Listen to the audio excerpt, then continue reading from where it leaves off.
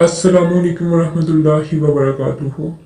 ये 1980 की एक सुबह के 4 बजे का वक्त था। आज मुझे जिंदगी में पहली मर्तबा ट्रेन का सफर करना था। मैं शादी के बाद कुछ दिन सरगोदा रुकने के बाद अब पहली मर्तबा सरताज के साथ रावलपिंडी जा रही थी। अम्मी हमारा खाना पैक करते हुए मुसलसल आंसू बहा रही थी। खाला जमशेद भी गांव से सरगोदा आई हुई थी ताकि दुल्हन के साथ बेचने के लिए देसी घी की शीरीनी घर पर तैयार कर सकें। सच्ची बात करूं तो मुझे कोई खास रोना नहीं आ रहा था। कोई 20 दिन पहले शादी हुई थी और अब अपने घर ससुराल वालों के पास रावलपिंडी जा रही थी। मुझे समझ नहीं आ रही थी कि अम्मी क्यों रोज जा रही थी। खैर, ससुराल पहुंचने के अगले 3 दिनों में इल्म हो गया था कि अम्मी क्यों रो रही थी। उन दिनों फैसलाबाद से धमाका ट्रेन का नाम सरगोदा से सवारियां लेते हुए लाला मूसा, मुल्कवाल जंक्शन, दीना जेहलम से होते हुए रास्ते में 2 छोटी सुरंगों से गुजरते हुए दिन के 2:30 बजे रावलपिंडी पहुंचाती थी। ये सफर कमोबेश 9 घंटों पर मुहित होता था। जब हम घर से निकले तो फजर की अजानें हो रही थी। शमा सैनमा क्रॉस किया तो रेलवे रोड पर होटल खुले हुए थे और वहां ज्यादातर मजदूर लोग या कुली वगैरह नाश्ता करने में मसरूफ थे। प्लेटफॉर्म पर अंदर जाने के लिए एक टिकट लेना होता था जो कि बिना किसी तखसीस के हर एक ने लाजमी खरीदना होता था। रेलवे स्टेशन पहुंचकर एक नया ही जहां आबाद था।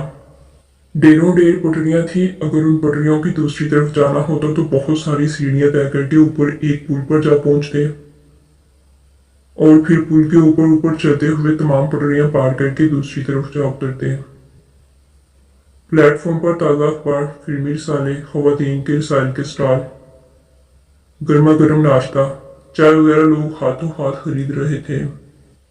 कुली अपनी मखसूस वर्दी में लोगों का सामान उठाकर भाग भाग कर पटरी के करीब पहुंचा रहे थे। मैंने ट्रेन में खवातीन की अलग बोगी में सफर करना था। थोड़ी देर में ही मुझे मेरी सीट मिल गई। सरताज दूसरे डब्बे में थे। अम्मी ने बहुत अच्छी तरह समझाकर ट्रेन में बिठाया कि रास्ते में किसी से कुछ लेकर नहीं खाना। चाहे सफर खवातीन के डिब्बे में ही करना था, लेकिन रास्ते में मुंह से निकाब नहीं उठाना। किसी के सामान की जिम्मेदारी मत लेना। भाई अजहर ने मेरी सीट के ऊपर वाली बर्थ पर मेरा बिस्तर, सरहाना वगैरह सेट कर दिया। मैं अच्छी खासी पूरी इश्तियाक थी कि रास्ते में रिसाले पढ़ूंगी। अम्मी ने जो कीमा पराठा बनाकर दिया है वो खाऊंगी। बाल्टी और उन पर लगाने के लिए नमक मिर्च मैंने पहले ही बैग में रख लिए थे। अम्मी हर थोड़ी देर के बाद कोई ना कोई नसीहत कर रही थी।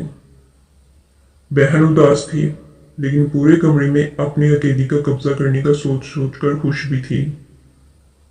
अचानक रेल ने सीटी बजाई। हमारा घर रेलवे स्टेशन के करीब होने की वजह से अक्सर रेल की रवानगी के वक्त सीटी की आवाज सुनाई दिया करती थी, लेकिन आज इस सिटी में कोई अजीब ही दर्द और जुदाई का इशारा था। भाई अजहर ने मेरे सर पर प्यार किया, हाथ लिखने का कहा और भागते हुए ट्रेन से उतर गया। खिड़की से बाहर झांका तो मनजगे अंधेरे में भी अम्मी की आंखों में आंसू नजर आ रहे थे। मुझे मेरी शादी पर सखियों का गाया हुआ वो गीत याद आ रहा था। टूट जाए गुड्डी दा परिया जेड़ी लै सज्जना नू गई है। मुझे अपने घर का कुशादा सहन याद आ रहा था, जिसमें सर्दियों की धूप में असर के वक्त अब्बा दफ्तर से आकर शाम की चाय पी रहे होते थे। मेरी शादी तक तो अब्बा को मरहूम हुए भी साल हो चुका था। हम बहन भाई लूडो खेलने में मसरूफ होते थे। अम्मी सालन को दम पर लगाकर खुद उन सिलाइयों में उलझी होती थी। मैंने खिड़की से सर टिकाया और बिलक बिलक कर रो पड़ी।